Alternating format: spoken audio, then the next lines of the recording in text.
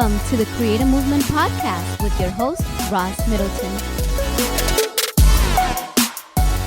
Hey, what's up, everybody? This is Ross Middleton.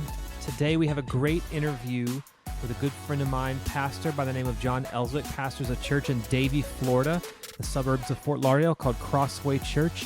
And he's a leader in the Church United ecumenical movement, and he's going to give us some great insight, nuts and bolts, and the heart behind a pastor that is passionate for unity and what is it like to actually do it day in and day out. It's a great interview. I hope you guys enjoy.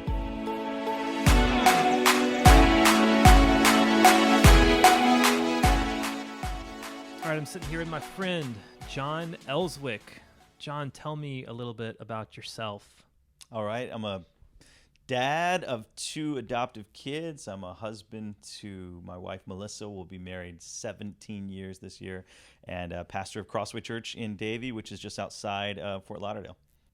Jon, tell me a little bit, how did you end up in South Florida? My dad was military, so we traveled all around. When I was in 8th grade, he came back. He retired down here in South Florida, and so I've been here ever since. So I'm almost as close to a native as you can get. There are a handful of natives, but not a lot. Not many. And so I've been here since then, and call South Florida home, man. Cool. What brought you to being in a place where you wanted to plant a church in South Florida? Why South Florida? Yeah, so I was on staff at another church, at a couple other churches in the area, and South Florida is incredibly unchurched. There's a lot of people who are unchurched, de-churched. Yep. And so about 10 years ago, we started feeling the call to do that. And we just said, look, this is our home. This is the place we love. There's always a need for more churches, always a need for more people to come to Christ, always a need for more people to be discipled. So we love this area. This is the place that this is the waters that we swim in. And so we figured, what better place? Is your wife from here too? Melissa is an actual native, born in Memorial Regional Hospital. Nice. So she's legit native to South Florida. So this is our space, man. Cool. Well, I know when I remember when I moved here to plant, you were always super welcoming to me, even from the very get-go. And we were neighbors right at the very beginning before we moved our location a little bit. So I've always appreciated that about you. Tell us a little bit about Church United. Our listeners will have a little bit of context for it, and then your specific role in Church United. Yeah, Church United is this movement in Broward, going to West Palm, Dade, even beyond that, of uniting pastors and churches together for unity and for mission. And my role is I'm on the leadership team, the Broward leadership team, but I'm also one of the regional leaders. So we help gather guys about 8 times a year in this space, in our ministry hub space, pastors to get together for relationship, connection, and brainstorming for mission, how we can serve the community better. So as your role as a regional guy, what does that actually entail? It really entails trying to figure out how to create a safe space for pastors to get together, where they can trust each other and feel welcome. So just like what you're describing, like people come to the area, you've got a new church planner. In our regional gathering, we've got a few guys who are getting started, and new church planner to the area, trying to figure things out. Our job or my role, and really it's just a natural thing to say, like, how do we help them feel like you're not competition? We're actually on the same team as you. Yeah. I know when I first had moved here, you had already started doing some stuff, gathering, and something you would call in Praise South Florida with some guys in the region. And so, but this is kind of before Church United had kind of taken shape. And so what produced something in your heart to be a kingdom first kind of mentality? It's funny. I was in a church for a long time that at a point in its story, I felt, and maybe this is just me, so I'll take it on myself and not project it on everybody else. I felt a little bit like, man, we've got something really good going on, and we're better than other people. And I started to realize later, boy, that is a really horrible way to do ministry, And so then I started working at another church with a friend, West Pines Community Church, and we just had this heart for other guys, just relationally. And then when we got started and we got planted at Crossway about 10 years ago, I just started saying, man, I want in our area, what would it look like for the guys who are right now planting and the guys who are here together 20 years from now to be more unified than we are now? And so if we started planting some seeds today, then 20 years from now, could you imagine the fruit that we'd have? So that's one thing. And then there was a movement in New York City, some stuff that John Tyson and Trinity Grace, when he was a part of that movement that they were doing, where they're gathering pastors together to pray for revival. And so Pray South Florida really started out of that. I saw them do it. And I thought, well, what if we once a month got pastors together and prayed together and worship and had joint worship services and that kind of thing. And so that was sort of the beginning of that movement. Cool. And so when you mean joint worship services, put some skin on that for me. What does that mean? So we started, actually, before we even gathered pastors for prayer, we said we want to do a prayer initiative, but we're going to do a worship and prayer night. And so we started one year with 5 churches. So we had 5 churches, 5 pastors, and worship team members, and we just did a night of prayer and worship. And then the next year, we said, okay, let's try to get more guys. So it was 8 pastors and 8 churches. And then I started to realize that one of the barriers to entry for guys was every time we'd say, hey, we want to do this thing called Pray South Florida, they'd think it's a Crossway Church thing or some other deal. And so we realized that we needed to figure out a way to build trust. And that's when we started saying, okay, we don't want to just do a one-time prayer initiative. We actually wanted to start meeting monthly. And that's really where the monthly started going. We said, we just come for food and prayer together. And that's how Pray South Florida started. And then we will do our bigger events. And so that started to build trust among guys where they're like, okay, you're really not about your church. You're about us. We're all together about the kingdom. Yeah. Well, so there's obviously food involved in the gatherings, because I've been to them. And I remember one of the gatherings, the larger gatherings that I went to, and I was one of the guys that was praying, one of the pastors on stage that was praying over at Broward College in the big auditorium. Obviously, that stuff costs money. Yeah. So how does that work? So what we did was when we started doing the joint gatherings together, we just said whoever wants to give money, give money of the pastors. And so we as a church said we're going to help lead the way, and then a couple other churches were able to do it. And we just asked everyone to give what they could. And so an event where we rented out a facility like that. Some of the churches who had a little more means gave a little more, and some of the churches didn't have as much, gave a little bit less, but we all did it together. So does your board of your church or elders or whatever your governance structure set up, were they all on board, or was that something that you had to kind of prod them into? Or they were on board, and because we started small, maybe, and we'd start with like an event. So we're gonna do this Pray South Florida. We need $1,000 or whatever it is, $500 for this from our church. And so we said, okay, can we do that? Yeah. And then we did it again. And then we started saying, we built it into our budget. So we're going to have, before Church United, we just had a budget for Pray South Florida to buy lunch for the guys when they came. And we're not a huge church or anything. And then what we did was we started getting guys to buy lunch. So we say, our church will buy lunch this month, and then next month you'll do it. And if people were able to do it, and then we'd share the load that way. But the elders were on board, and they, now it's a part of our DNA. Yeah, that's awesome, man. I love that. Well, what do you think have been the hardest things maybe for you to overcome, or things that you've seen with other pastors for them to overcome when it comes to working with other people? I think one of the big things is what I mentioned earlier, which is trust and thinking, what is this about? Is it about your church, you trying to get me, my church, onto something that your church is doing? Guys don't like that. That's a thing to overcome. Do they really trust that this is not about one church, but it's about the kingdom? So that's a thing I think overcoming. I think the other thing to overcome is working together is harder than it seems. It seems really fun or cool, and you see, looks good on paper. Yeah, they all got these churches that got together. I mean, when we did our last Pray South Florida event, we had 15 churches. That was the one at the Broward College event.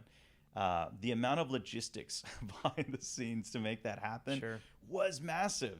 So there's a cost, whether it's a time cost or a financial cost.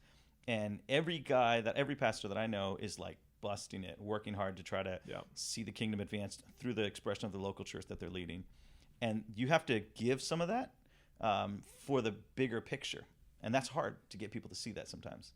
To see the value of working together. See the value of giving the time, the money, whatever it is, and do that. Now, there's some hurdles, I think, for people from sort of theological and methodological lines. Like, okay, how much can I really align with so-and-so?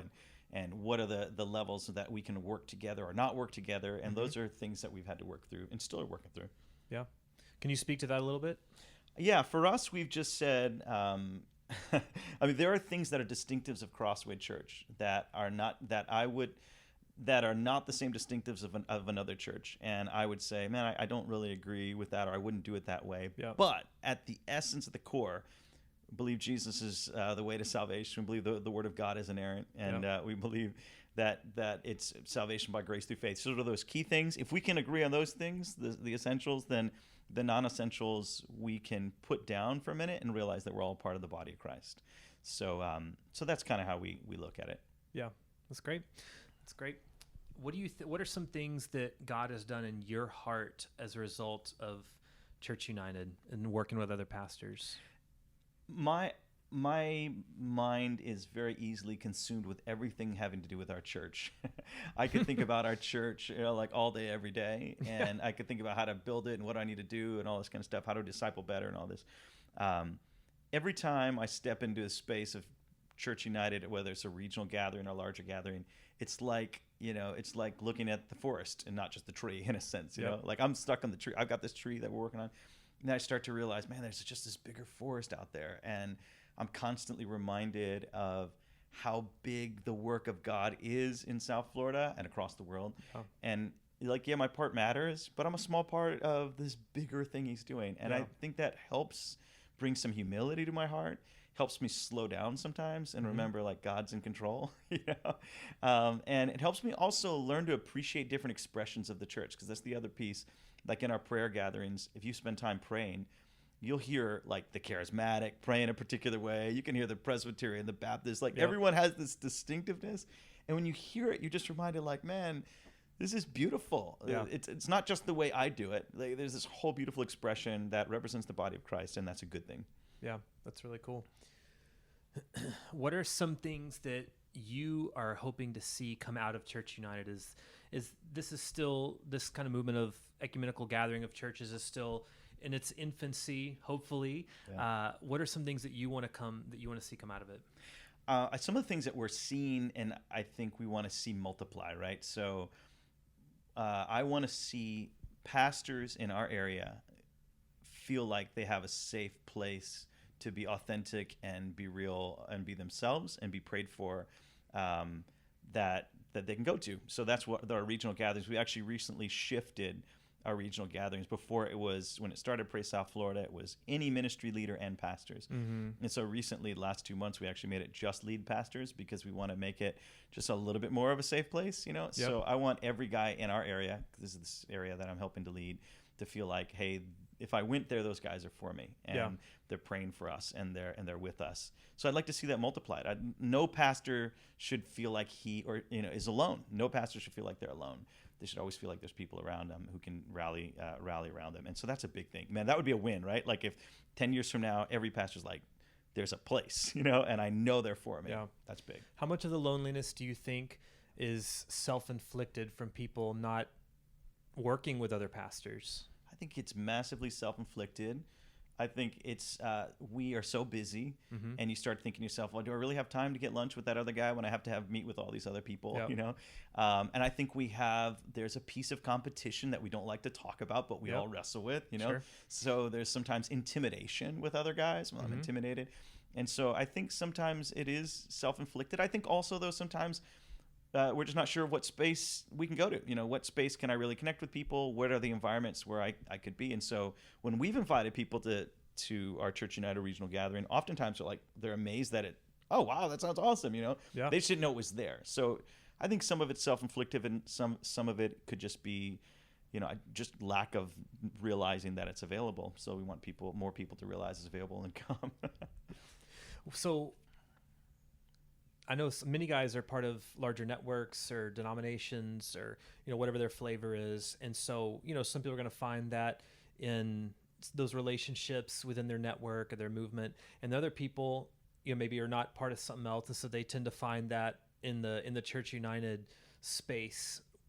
Can you speak to maybe the difference of knowing it's different for, in South Florida, we kind of live in this cultural bubble that is different than almost anywhere else in the country. And I've found that there's a difference of understanding of guys that have been here and understand the unique challenges here as compared to someone here and then somewhere in like Dallas, like kind of in the Bible Belt, which obviously some of our challenges are all going to be shared as, as lead guys, but in the sense of the cultural context, Mm-hmm. what do you think the value is in terms of building that in a local space, in addition to maybe making it like an accessory to whatever relationships you already have in a network or denomination? Yeah, I think so. You're right. Some people are deeply connected in their networks and all that. I think from a relational level, I think just what you said is true. There's a uniqueness to every local church expression, and region, right? And so South Florida has these idiosyncrasies and has our own unique challenges. And when you've got another guy who's not that far from you, who's like, I totally get that. I totally get that. That's beautiful. I think the other thing is when you're a part of a network and you're dispersed throughout the nation or whatever, and there's another guy like in Orlando cheering you on from South Florida, that's great. But when you've got another guy who's in your same area cheering you on, where like if your church grows, that could impact them, like you're all in the same space. But you realize that they're looking at you and saying, still, I'm cheering you on. There's something powerful about that. Yep. And so there's something powerful about the local reality. I think maybe the last thing about that is when you're local and working together, not just for relationship, for mission, you have the ability to multiply your impact in the area, in the region, as a representative of a larger movement, which is Church United, or the churches in the area. So, we can do things together here, make a difference here because we're here that you can't do if you're dispersed throughout a larger network. Yeah. You touched on this a little bit, maybe about a few minutes ago, about producing some humility in your life, but when working with other pastors locally, are there areas like ministry skill sets that you feel like is kind of sharpened you or made you better? Can you speak to how that's been an asset to you outside of maybe just some, everybody got to kind of check their heart and make sure that, their heart's in a good place? Man, every time I get together with other pastors, I'm learning something. There's guys in our area, like there's a guy local, John Lash. He's a part of Greenhouse Movement. They do the missional communities incredibly, well. Every time I talk to them, I'm learning stuff about what they're doing. Other guys doing stuff, leadership, really, really well. I think just that if we come at it with I can always learn something from somebody, and these guys are in the same place doing the same thing. Yep. Like, man, I'm just learning all the time. So I think yes, humility. It produces humility when you're working together because you got to realize it's not about me. But from a skill sharpening level, and then when I'm part of the space is there's guys who are beyond. So there's guys who are further behind me and like learning and starting and beginning. They haven't been doing it as many years, and there's guys who've been doing it many more years. So I'm able to learn in both directions. You know? So absolutely, man. I feel like I'm learning every time I'm getting together with guys. Yeah, that's great. What would you tell other pastors who are maybe a little bit reticent to dive in and work with other pastors? What would you encourage them with? Yeah, I think one of the things is I would say start to pray for the success of the other churches in your area. Great. It's like literally name them and say, God, I just pray that they'd grow this year, and then confess to the Lord where you have competition, because I think a lot of reticence is competition. If we're just really honest, we did a joint as a part of our our experimentation and these things. We did a joint student ministry it started with two other churches. We called it the Collective. And so basically we were church plants, and we said, what if we had one student ministry together? And we hired a guy to run a student ministry that was populated by 3, ultimately ended up being 6 different churches. So all the churches chipped in a few dollars. All the churches chipped in a percentage of their budget. So, if you had a larger budget, you chipped in a little bit more, less. And that went to help fund a guy to help run a multi-church student ministry. And when we first, you're talking about the leadership thing and was there any reluctance on leadership? When we first brought that idea to our elder team, there was some initial concern. And honestly, I felt it too, of like, hold on a second. Well, what if we do this joint student ministry and there's some kids who are like, well, I actually kind of like that church a little bit better, and you lose families because of it. That was one of the concerns. Of course. And then we just had to sit back, and this is where us as an elder team came to. We said, so what? I mean, really, if this is not about me, we're not going to be reckless. But if this isn't about Crossway and this is about the kingdom of God, okay, if that's a better place for someone to grow, praise God, because we're working for his kingdom. And so I say that because your initial question was like, what would you say to somebody? I'd say to somebody, let's have that mentality. Like, okay, if another church grows, fantastic. And even if they grow and I don't, the kingdom's still advancing, and we have to have that mentality. So, like, let's get our hearts there. I really think that's the heartbeat of Jesus. Yeah, that's awesome, man. Tell me a little bit. I don't even know the latest and all that. Are you guys still doing that? Are you in the process of it, or did you doing something else now? How did that was whole an experiment go? It was an experiment. Yeah, it was an experiment. Worked well for a while, and then it had some difficulties. Part of it is one of the difficulties that we had was figuring out how to help the students develop a unique identity within the local church, like our local individual churches. So if my students from Crossway went, they're kind of like in this larger crew, but they may not even know the other students at Crossway. So so there were some challenges. There were some logistical challenges of one central person having to navigate between 6 different lead pastors and expectations of that. And yeah, I know. We know youth pastors. They have a problem with one pastor, much less answering to 6. So now multiply that by, yeah, exactly. You got 6 pastors, and everyone's got expectations and all this. So it turned out logistically to be more complicated at the end of the day, and I feel like it didn't fulfill certain things that we needed, but it did fulfill some really wonderful and beautiful things for a time. We did joint camps together. We had something for students that at the time we were so young children heavy that we literally had like 2 or 3 middle schoolers at the beginning. So now they went to a camp we were a part of it, and all that kind of stuff. And so that was a real benefit. So it was a great thing. I could see it working in certain contexts. Yeah. There's a logistical level of leadership that probably is necessary to make that happen. And so we ended up putting it to bed, but we're grateful for that season. Yeah, that's awesome. Well, I think but I think it does show to the reality of the heart that you guys had, that you're even willing to try something like that. I know that when I worked in DC at National Community Church, one of our philosophies that we always talked about is that we said everything is an experiment. Yeah. And so we're constantly willing to try things and to, see what works, see what doesn't, and kind of seeing ourselves as like a teaching hospital where you're doing R&D constantly, R&D lab. And so I think it's really some really great lessons, I'm sure, came out of that. All right. So tell me, John, a little bit about, I know you guys in the South Broward region have done some projects together with other churches. Can you tell me some of the things that you've done together? So there's once a year, there's a thing that Church United does as groups of churches called Love South Florida. So November, we ask churches to get together and say, like, make a difference in your community. Like, what can you do? Let's tally up the hours that we're serving. Let's raise money for organizations and all that sort of thing. So a couple years ago, maybe 3 years ago now, a group of pastors in our regional area said, why don't we go to a local underserved elementary school and meet with the principal and ask her what her needs are. And so that's what we did. I think there's maybe 6 of us that were in that meeting, and we just said, hey, what do you need? And so she started like small things, we need this and this and that. And then we're like, well, dream bigger, like what? And so she said, well, we need to finish the 3rd grade computers for the 3rd grade classes, because it's on 3rd grade that they start doing testing. They do it on computers. Some of these kids don't have computers at home, and they need to be comfortable on the computers.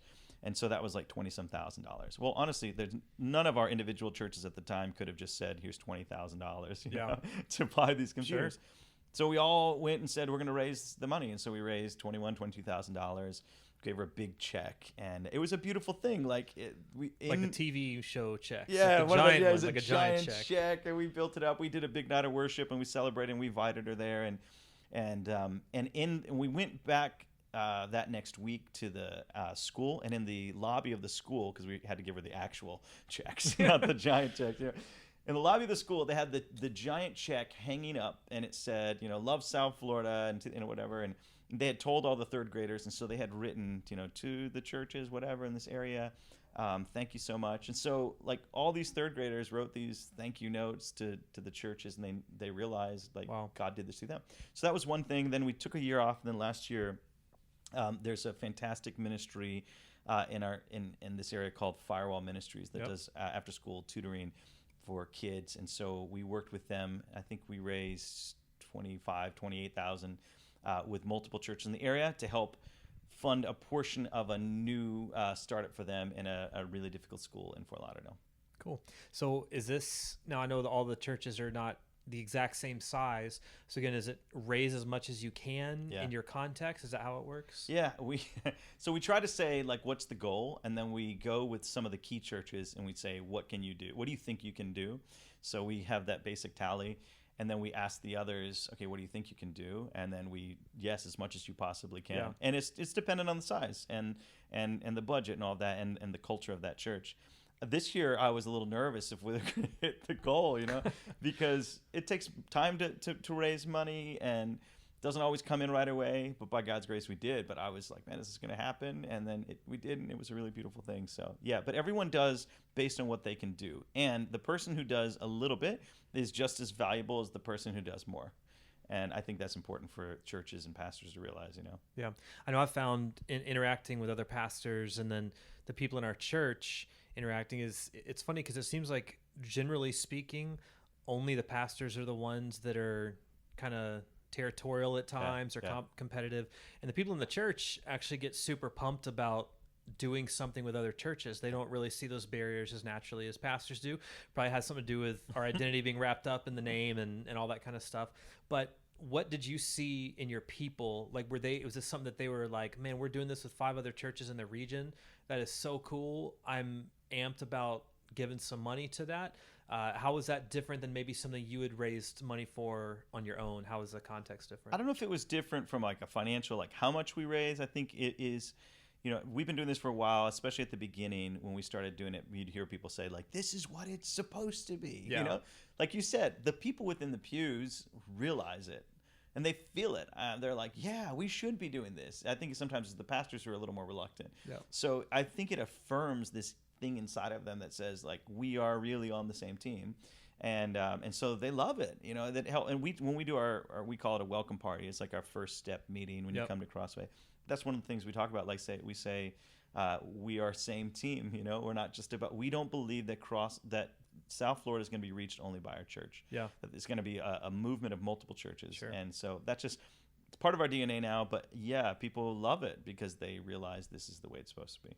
Yeah, and even speaking to that, we just had Easter here, and I remember seeing a few of my pastor friends down here locally putting on Facebook saying, hey, if our church isn't the right church for you, here's 5 or 6 other churches in the area that I would recommend. Yeah. And I just, what a beautiful picture of the body of Christ. And I think God obviously blesses that. I don't know if you guys have decided, I know it's April when we're recording this and Love South Florida's in November, so still kind of a long way away.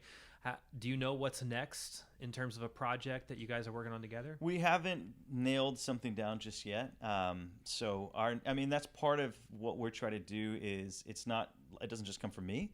It's going to come from some of the team. So we have a leadership team within our regional gathering. So I'll gather some of those guys together soon. Thanks for the reminder. And we'll get together and say, like, what do we want to do? What do we think we can raise? What are the needs we want to meet? And see how we can do it. So it'll happen pretty soon. Yeah. Moving forward in the kind of the meta picture with Church United, what are your hopes and prayers that it turns into in the future? I'd love for it to turn into the thing in South Florida. When people talk about churches in South Florida, they say, have you heard of Church United? Like, these churches are not against each other, they're for each other. Like, wouldn't it be cool if 10, 20 years from now, it is just who we are. Church United is just who we are. And wouldn't it be cool, this is what I said earlier, like 20 years from now, the pastors who started little by little building relationships, that these guys are brothers in arms, man, and we've put some serious roots down. So that's what I hope, that it becomes the culture of churches. I think the other thing that we'd like to see more of is increased diversity within the movement. So there is some diversity, but we'd love to see more racial and ethnic diversity throughout the leaders who are represented within the Church United movement, because that's this area. It's a very diverse area. Yep. And so we can see more of that's an area of growth that we're thinking about and strategizing and trying to figure out how we can grow in. But that would be important for us to really saturate this area. Cool. Well, do you have any last thoughts or that you would like to leave the people? Final words. 1, it's harder than it seems like it's going to be, and that's okay. Everything that's good is hard, right? And every time you start this kind of stuff, it takes more time. It's harder to do it together than if you did it alone, right? So just know that. But the rewards of that, I think, it is lined up with the heart of Jesus, right? Jesus is praying for us that we would be one. Yeah. And so when we plow that field, this is lining up with the heart of Jesus. And there's so many rewards personally, in the church, and the people, and all that. So do it, even though it's hard. It's like I always like to say is that leadership's always a lot sexier on stage than it is in real life. For sure. So I think the same principle is probably true here. But as you said, when we do something like that together, then the benefits are a beautiful thing. Yeah. So, Awesome, John. Well, thanks so much for your time. Thank you. And hope you guys enjoyed it.